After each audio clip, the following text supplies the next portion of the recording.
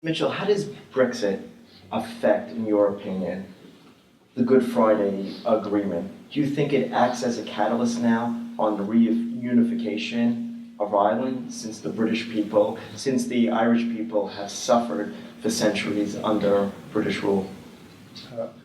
I do not agree with the decision, but I respect it as the product of a free, fair, and open democratic vote. And therefore, it must be accepted, even though I think it was a profound error. Before I answer your specific question, let me address what the principal area of error in my judgment. The European Union is both an economic and, for some of them, a financial union. But at heart, the European Union is a peace project.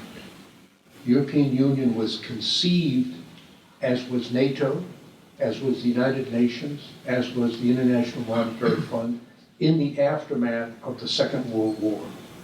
A war in which 68 million people died, in a world in which the population was less than half of what it is today. Under United States leadership, visionary men and women from Europe got together and they sought to find a way to prevent a recurrence. Remember, the Second World War in 1939 followed on the first in 1914, which followed on the War of 1870. So 3 times in 75 years, Europe had been devastated by major wars. And the way that they conceived of doing it was entangling the nations of Europe in a series of alliances and arrangements, trade arrangements, political arrangements, economic arrangements, military arrangements like NATO, all intended to reduce the likelihood that they would resolve future conflicts by force of arms and increase the likelihood that they would do it through negotiation, through ballots instead of bullets. It has been a spectacular success. The European Union has many infirmities, human infirmities. Every human makes mistakes. Every human institution is fallible and filled with error. But in its principal objective, it has been profoundly successful.